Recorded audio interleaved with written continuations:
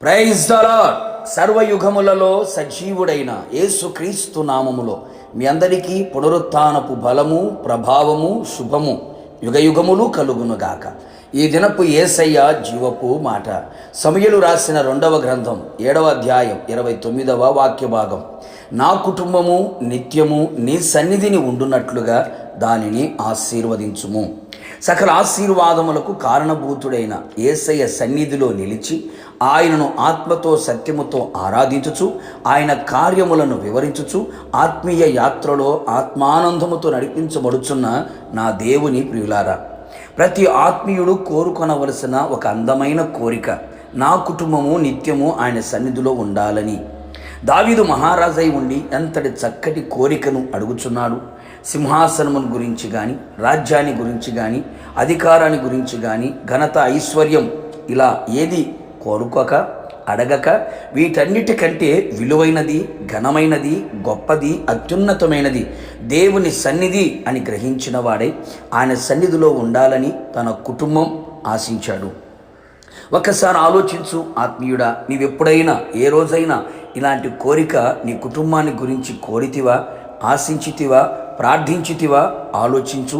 ఇప్పుడైనా ఈ సమయమందైనా ఆయన పాదాల దగ్గర కృతజ్ఞత గలవాడవై విన్నపించుము. నిశ్చయముగా నా యేసు స్వామి ఆయన సన్నిధిలో నీ కుటుంబమును స్థిరపరచును. ఎందుకు భక్తుడు నా కుటుంబం ఆయన సన్నిధిలో ఉండాలనుకున్నాడు? ఒక రకంగా చెప్పాలి అంటే కుటుంబం అంతా ఆయన సన్నిధిలో ఉండుట కంటే మిక్కుటమైన ఆశీర్వాదం మరొకటి లేదు అని చెప్పుటలో సందేహమేమీ లేదు. ఎందుకు అలా కోరాడో తెలుసా? ఆయన సన్నిధిలో సంపూర్ణ సంతోషము కలదు గనుక తన కుటుంబం ఆయన సన్నిధిలో ఉన్న సంపూర్ణ సంతోషం అనుభవించాలని, తన కుటుంబం అంతయు ఆయన సన్నిధిలో నిలిచి ఉండే భాగ్యమును పొందుకొని భాగ్యవంతులుగా జీవించాలని, ఆయన సన్నిధిలో రక్షణను పొందుకొని శత్రువు చేతిలో నుంచి విడిపించబడి జీవితకాలమంతయు నిర్భయులై పరిశుద్ధముగాను నీతిగాను ఆయన సన్నిధిలో సేవించుటకుగాను. ఎంత గొప్ప ఆలోచన ఉన్నది! తన కుటుంబం ఆయన సన్నిధిలో నిలిచి ఏది అడిగినా అది ఆయన వలన పొందుకొనెదరు అని గ్రహించెను. దేవుని కోపము అడ్డుకొని ఆయన తన కుటుంబం ఎడల జాలి, కరుణ, దయ, కృప, కటాక్షము గలవాడై ఉండు విధముగా ఆయన సన్నిధిని తన కుటుంబమును ఉండాలని ఆశించెను. ఎలాంటి సమస్యలు, శోధనలు, కష్టాలు, కన్నీళ్లు, ఇరుకులు, ఇబ్బందులు, పలు విధములైన ప్రతికూలతలు పర్వతము వలె నీ ఎదుట నిలిచి ఉన్నా ఆయన సన్నిధిలో మైనము వలె కరిగిపోవును గనుక తన కుటుంబం ఆయన సన్నిధిలో యథార్థవంతులై జీవించాలని కోరుకొనేను. కావున నా దేవుని ప్రియులారా, మనమందరము కూడా ఇట్టి ఆత్మీయ ఆలోచన కలిగిన వారమై ఆయన సన్నిధిలో నిరంతరము కుటుంబం స్థిరపరచబడినట్లుగా దేవుడు కృప దయచేయునుగాక.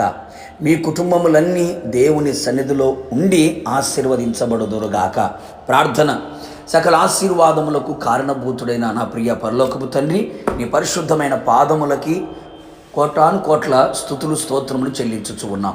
మరొక్క మారు మీ పాద సన్నిధిలో నిలిచి మీ నోటి నుండి వచ్చే ప్రతి మాట మా జీవితానికి జీవాన్ని కలుగు చేయుచున్నదని విశ్వాసముతో ఎదురు చూస్తూ ఉన్నాం. అవును ప్రభువా, ఈ పునరుత్థానపు దినమున ప్రభు తండ్రి మీ సన్నిధిలో కుటుంబమంతా నిలిచి ఉండాలని, ఆ విధంగా ఆశీర్వదించబడాలని ఎంతమంది అయితే నీ సన్నిధిలో ప్రార్థిస్తున్నారో వారందరి జీవితంలో గొప్ప కార్యములు చేసి కుటుంబమంతా కూడా మీ సన్నిధిలో నిలిచి ఉన్నట్లుగా ఆశీర్వదించమని కోరుతూ ఉన్నా. నిశ్చయముగా ఇట్టి కార్యములు మీరు చేసినందుకై నిండు మనసుతో కృతజ్ఞతలు తెలియపరుస్తూ యేసు నామములో అడిగి పొందుకున్నాము తండ్రి, ఆమేన్. నిశ్చయముగా మీరును మీ కుటుంబ సభ్యులందరూ ఆయన సన్నిధిలో స్థిరపడి ఉందురుగాక. God bless you.